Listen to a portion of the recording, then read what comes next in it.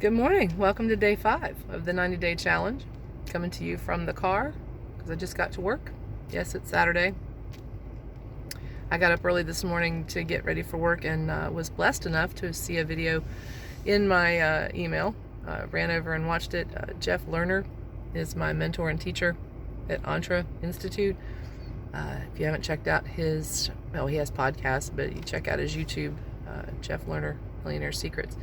And the episode I watched today was regarding self-sabotage, which, let's face it, we all do. I want to drill down to one point that kind of resonated with me today, and I may hit other points later. The thoughtful communication with yourself. Now, thoughtful communication is something that's one of the principles we practice at Entre. And you can talk all day about how you use thoughtfulness with your words and communication with others. We converse with ourselves more than we converse with anyone else on the planet for the entirety of our life.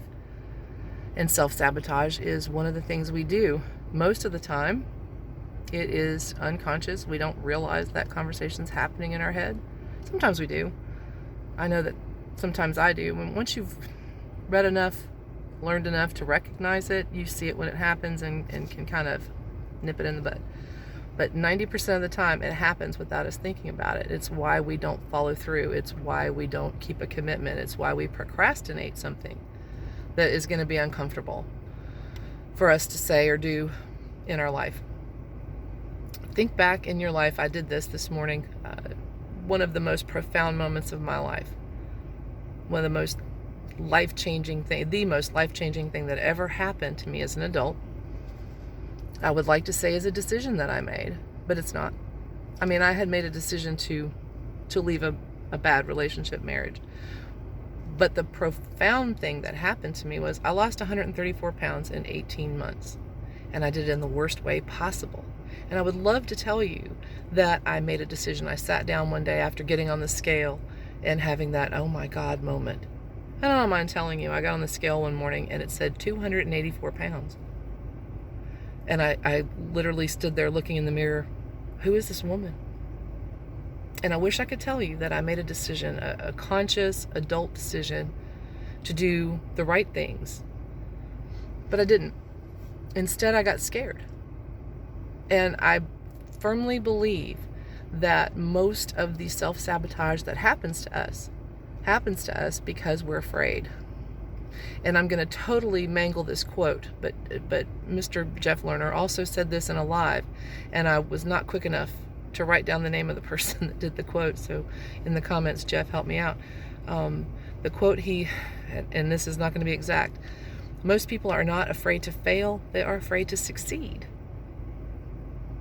Have you ever thought about that? I know it resonated with me. What happens when you succeed? Well, more is expected of you. I mean, that's a lot, that's maintenance. That's, oh my gosh. Now I've got to do all these things. There's going to be eyes on me and people are going to notice me and I have to come up with more stuff. And that's what it is. It's not that you're afraid to fail, because we've all failed and we've all come back from that.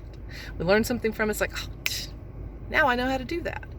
And you do it again and you get it right. So that quote has been rattling around in my head for like days.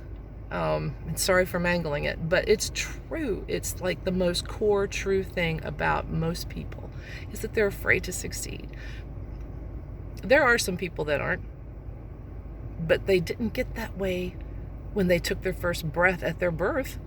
They got that way because outside influences, or they took it, they took that one moment and said, this is it.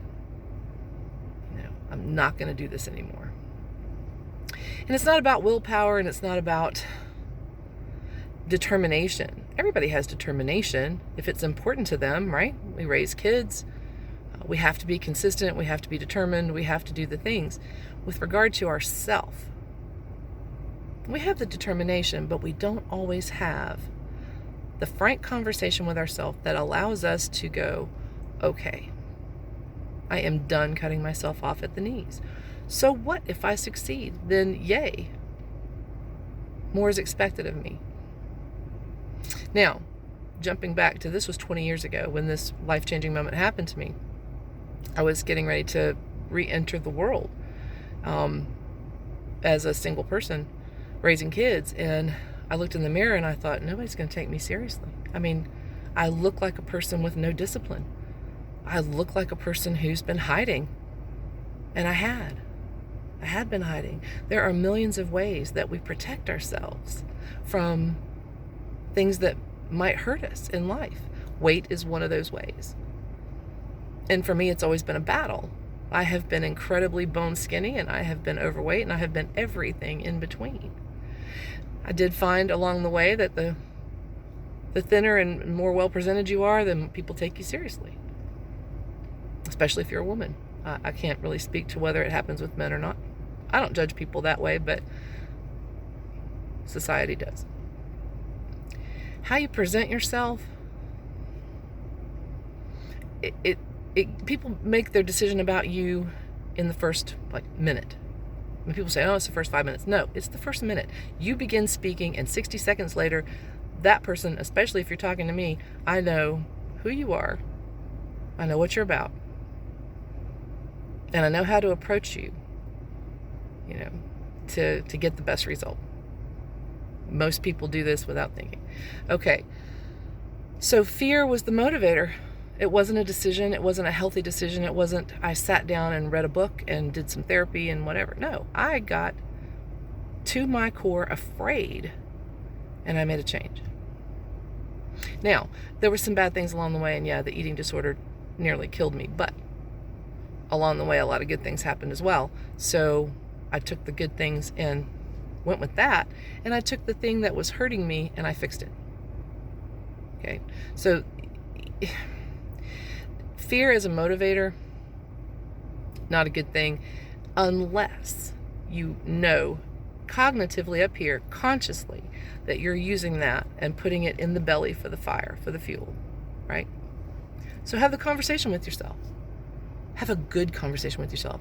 Have the conversation, if you have to do it every day, that there's nobody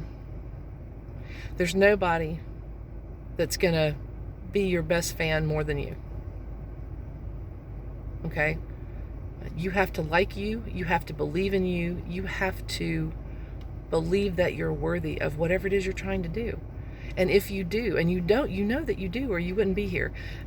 If you do, then stop making decisions that are bad for you. Make the decisions today to do the things, the hard things, the successful things, right? And once you do that, once you've made these decisions, like when I was raising kids, I sat down and talked to them about drugs and sex and all of these things when they were teenagers. Make the decisions now about how you're going to handle that, or what your take on it is. I am going to be responsible with the sexual part of my life, or I am not going to do drugs and alcohol. Make the decision now, and you're done. And peer pressure doesn't become involved. Other people's opinions don't become involved. It's just done, and it's what's best for you. And then you free up time to do more productive things. So this was a little longer than I planned, and I usually ramble a little bit, but it was important to me because self-sabotage is something that you need to eradicate, like today, from your life. Begin today. If you weren't promised tomorrow, what would you do today?